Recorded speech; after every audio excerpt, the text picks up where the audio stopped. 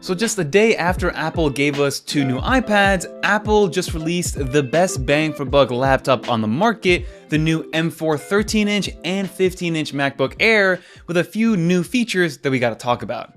Let's get into it. So before we get into the M4 MacBook Air and the specs and everything that you should know, I do want to briefly talk about the MacBook Air lineup because before today, it was a little bit confusing as to which one you should get because Apple offered brand new both the M2 as well as the M3 version with baseline storages of 16 gigs of RAM and 256 gigs of storage, with $100 separating each one and not really having that much of a difference. So now Apple has fully consolidated everything into the M4 MacBook Air.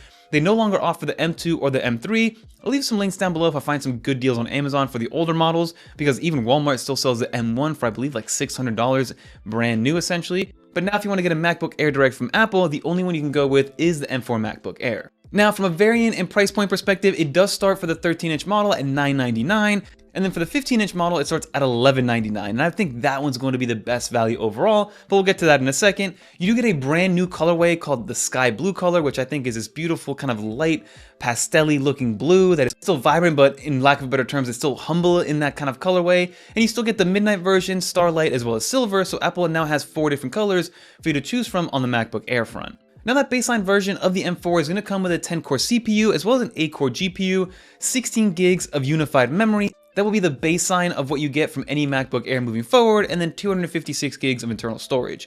One little trick here is if you go all the way to the bottom, go to the education store, Apple knocks off an additional $100 off of any purchase price on any MacBook Air. So technically you can get the 13-inch for $899 and then get the 15-inch for $1099, which at that price point, absolute steal.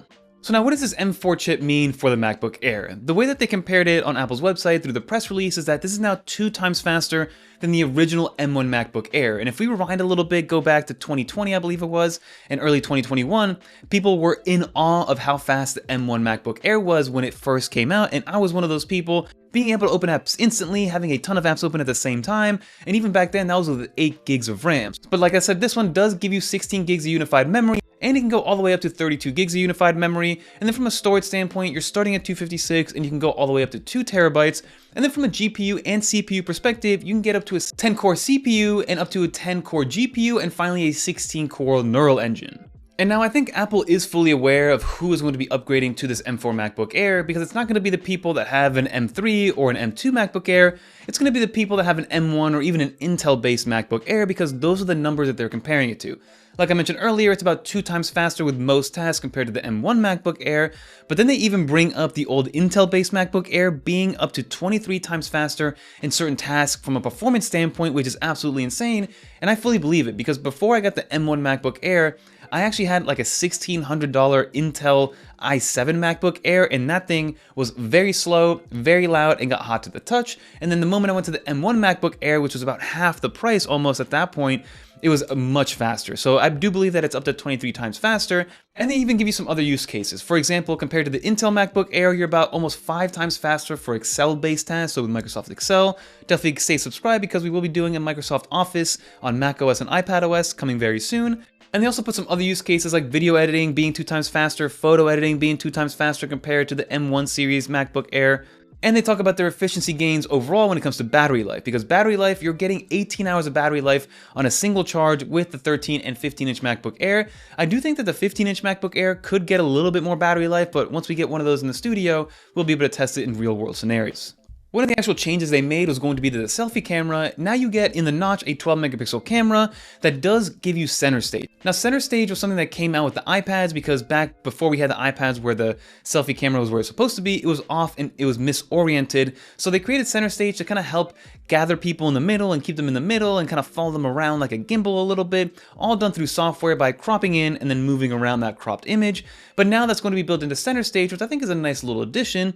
But one thing that center stage does bring is going to be that desk view mode, which I absolutely love, which basically allows you to have this top-down view, which works kind of like magic, and I don't really know exactly how it's done, but it lets you kind of have a top-down view from your webcam without needing to have some sort of dedicated top-down shot, which works relatively well, especially if you're just doing it for Zoom calls and things of that nature. And now, if you're one of those people that has two 6K Pro Display XDRs, so you must have spent $10,000 on these displays, but you're buying a $1,000 laptop, that new laptop can now support both of those 6K display as well as a Liquid Retina display. Where previously it could support those 6K displays, but you had to have it in clamshell mode, now you can use not only those two external displays, but also have your main display as a main hub with the M4 Macbook Air, and it's going to be open and be able to use that Liquid Retina display.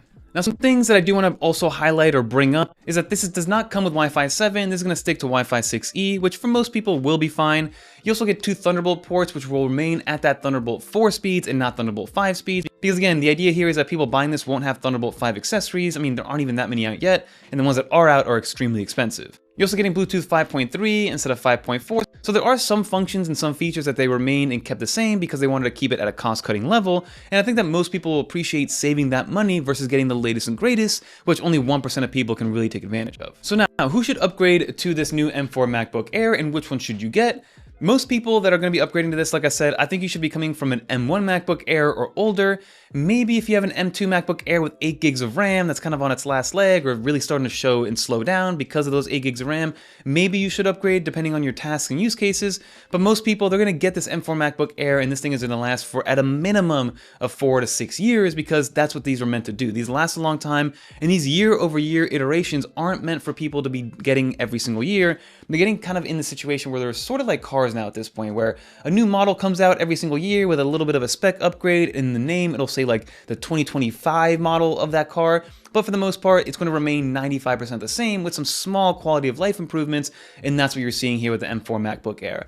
I love that now we get a new color. I love that we're getting the new 12 megapixel camera in there with center stage and desk view. I love the ability to be able to use two 6K displays if for some reason I need to do that while still being able to not be in clamshell mode. So again, those quality of life improvements are welcome. They just aren't something that's going to move me from an M2 or M3 to the M4 MacBook Air. But like I said, if you're coming from the old design language of the M1 MacBook Air, or you're still using an Intel-based MacBook Air, then this one is going to be a great upgrade for you, especially because of that price point.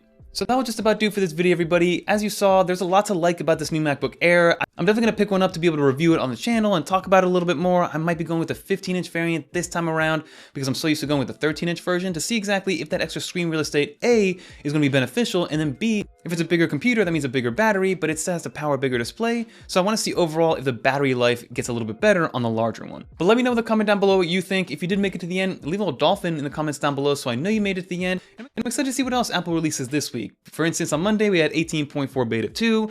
On Tuesday, we had new iPads. Wednesday, we have a new Mac Studio, as well as new MacBook Airs. Let's see if Thursday brings a new Mac Pro. That remains yet to be seen. But if you enjoy content like this one, definitely consider subscribing to the channel because it helps motivate us to make more content like this. And YouTube thinks you're gonna like one of these two videos, so why not check it out? But that'll do it, everybody. I'm Fernando. Peace.